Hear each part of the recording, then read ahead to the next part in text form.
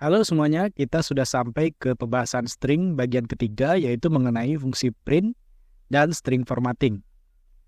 Nah, di bagian ini kita akan mengenal built-in function print, kemudian kita akan belajar apa itu escape character, dan terakhir kita akan mengetahui mengenai string formatting. Oke, yang pertama fungsi print. Nah, di Python ada fungsi print yang digunakan untuk menampilkan objek atau output dari kode yang kita buat. Nah, di dalam fungsi print ini kita bisa menggunakan yang namanya escape character. Nah, escape character ini adalah karakter khusus yang memiliki fungsi tertentu ya. Contohnya seperti ini, slash n ini dia memberikan garis baru, kemudian ini slash t ini dia memberikan tab, atau slash petik ini dia memberikan tanda petik pada string. Nah, di dalam Python juga terdapat istilahnya string formatting, yaitu cara-cara untuk menyisipkan nilai atau variabel ke dalam string dengan menggunakan fungsi print. Terdapat 3 cara yang bisa digunakan, yaitu dengan menggunakan operator modulo, kemudian dengan menggunakan dot format, dan yang terbaru ya di Python 3.6 yaitu dengan menggunakan fstring. Oke, kita langsung aja ke Jupyter Notebook kita. Baiklah, kita sudah masuk ke dalam Jupyter Notebook. Nah, cara menggunakan fungsi print, kalian tinggal mengetikkan print, kemudian kalian ketikkan hello semua, misalnya seperti ini. Nah, dia akan mengembalikan nilai hello semua. Nah, sebenarnya sama saja kalau kita mengetikkan langsung di sel ini, misalnya hello semua seperti ini. Outputnya sama saja, hanya saja jika kalian ingin membuat output hello semua ini 2 kali, misalnya seperti ini, saya contohkan. Nah, dia hanya akan keluar 1. Nah, jika kita masukkan dia ke dalam fungsi print, saat kita jalankan, nah, kedua-duanya muncul di outputnya. Lanjut, kita akan menggunakan fungsi print dengan escape character. Nah, contohnya seperti ini. Misalnya kita copy aja ini. Kita jalankan dulu. Nah, pertama kita coba menggunakan escape character n. Seperti tadi, n seperti ini ya. Nah, ketika kalian jalankan, nah, perhatikan, semuanya ini muncul di baris bawahnya. Kita ingat tadi bahwa n adalah mewakili baris baru. Contoh lainnya, misalnya T, seperti tadi dalam presentasi. Nah, T tadi adalah mewakili tab. Jadi dia setelah hello ini dia memberikan tab, baru masuklah kata semua ini. Seperti itu. Dan masih ada lagi escape karakter yang lain. Kalian bisa coba masing-masing sendiri. Oke, selanjutnya adalah string formatting. Nah, string formatting ini adalah proses menggabungkan string dengan variabel atau nilai format dengan format tertentu. Contohnya adalah dengan menggunakan operator modulo ya. Pertama, kita dengan menggunakan modulo S dan modulo R. Modulo S dan modulo R ini digunakan untuk string ya. Contoh di sini misal saya punya variabel nama, namanya adalah Andi.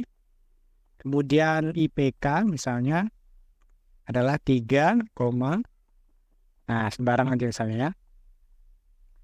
Nah, jika kita menggunakan operator modulo S atau modulo R, caranya adalah seperti ini. Kita ketikkan print.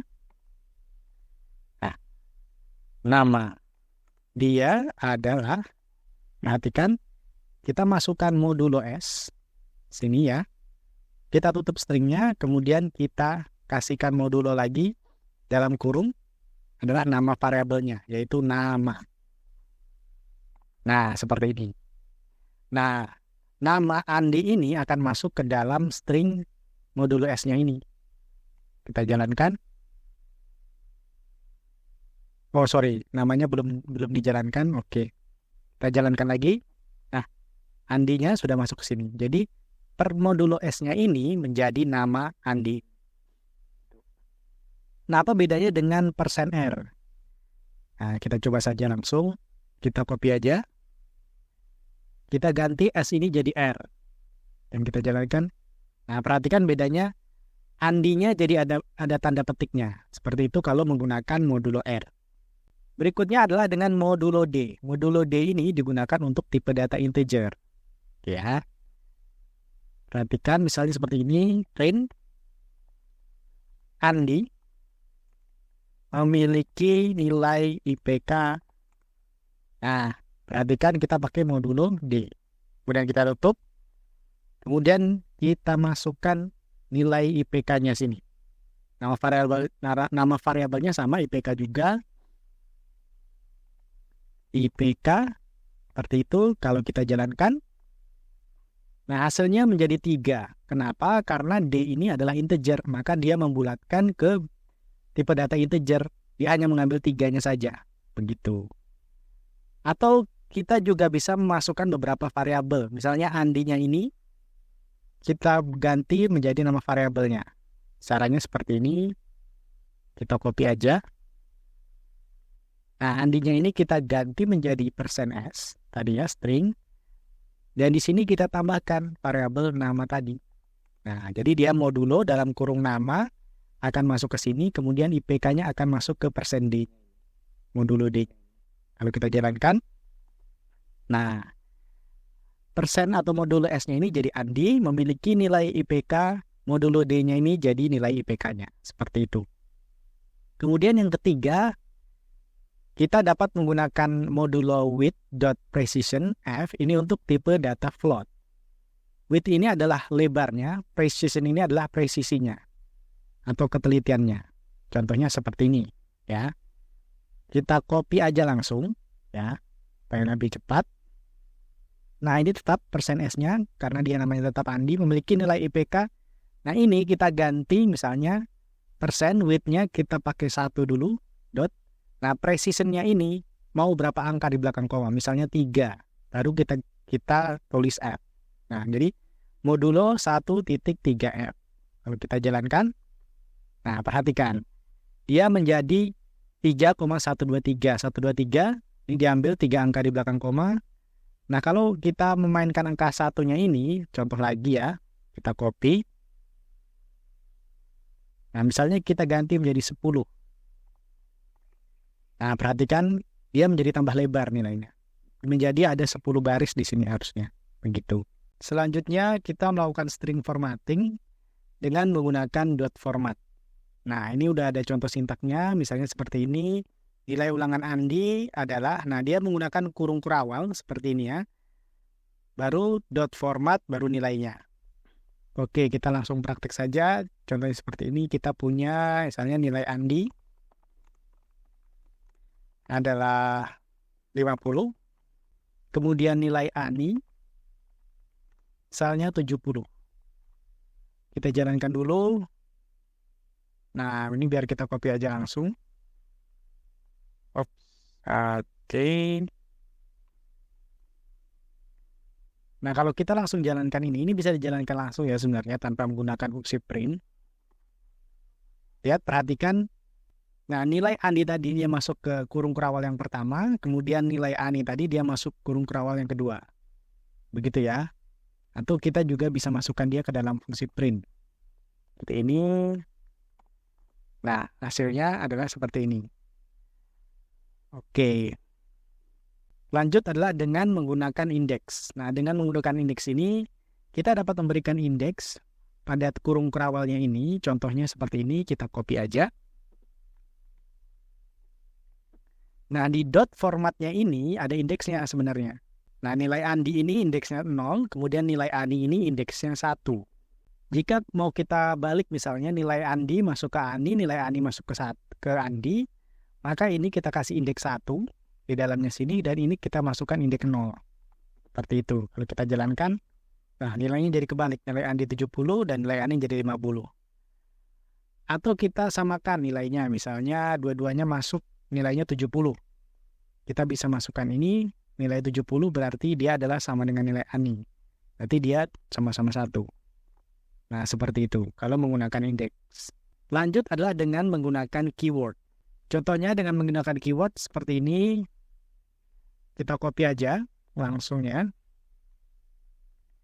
Nah, di dalam format ini bisa kita berikan keyword misalnya A sama dengan nilai Andi, B sama dengan nilai Ani. Kemudian di dalam kurung kurawal ini kita bisa masukkan nilai A misalnya, atau sama-sama A, dua-duanya masukkan nilai Andi, atau misalnya dua-duanya adalah nilai Ani, yaitu nilai B. Nah, jadinya seperti itu. Terakhir adalah dengan menggunakan tipe data float. Nah, tipe data float ini memiliki sintak yang mirip seperti dengan modulo tadi ya. Contohnya seperti ini. Kita copy aja dari atas ini supaya lebih cepat. Kita ganti misalnya nilai Andi ini menjadi 50,12345. Itu. Nah, dan ini mau kita ganti menjadi A. Perhatikan, kita ikuti sintaknya, value-nya adalah A, keyword-nya adalah A.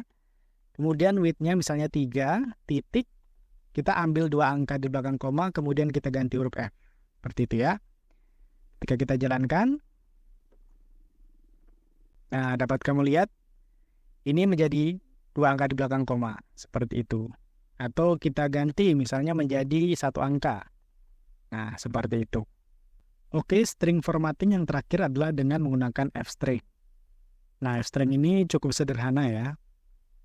Kita copy dulu yang nilai yang paling atas tadi sama IPK-nya. Kita jalankan. Nah, misalnya seperti ini, print. Ya. Nah, dia menggunakan notasi F, perhatikan F, kemudian tanda petik, baru kalian ketikkan stringnya. Nah, cara memasukkan variabelnya, kalian menggunakan huruf awal. Nah, di dalamnya ini kalian langsung masukkan nama variabelnya. Misalnya nama. Nah, Andi memiliki nilai IPK, baru kita masukkan variabel lainnya. Misalnya itu IPK. Seperti ini. Oke, baru kalian tutup stringnya. Menggunakan tanda petik lagi. Kemudian kalian jalankan. Nah, seperti ini. Dia lebih sederhana ya daripada beberapa metode sebelumnya. Kita langsung memasukkan nama variabelnya di dalam tanda kurung kerawalnya itu. Untuk tipe data float, kalian bisa menggunakan sintak yang sama seperti sebelumnya. Contohnya seperti ini, misalnya, kita copy aja supaya cepat. Nah, nilai IPK-nya ini kalian titik 2. Kemudian misalnya 3,3. Kemudian F. Oh, ini nggak ada F-nya ya. Tambahkan F. Nah, kalau kalian jalankan, nah dia hasilnya IPK menjadi 3,123 di belakang koma. Sebenarnya F-nya ini juga bisa tidak kita masukkan. Dia jadinya seperti ini kalau kita tidak menggunakan F. Nah, 3-nya ini menjadi total angkanya. Berapa angka? Ini 1, 2, 3. Tetapi kalau ada F-nya, dia menjadi berapa angka di belakang koma. Oke, itu dia semuanya mengenai string formatting. Kalian tidak perlu menghafal semuanya, kalian tinggal pilih aja metode mana yang menurut kalian lebih cocok dengan kalian, dan kalian bisa konsisten menggunakan metode tersebut. Oke, sampai situ aja pembelajaran kita mengenai fungsi print dan string formatting. Nah, kita udah belajar apa itu fungsi print, kemudian escape character, kemudian kita juga udah belajar string formatting dan beberapa metode cara melakukan string formatting. Selanjutnya kita akan masuk ke tipe data berikutnya. Sampai jumpa di video selanjutnya.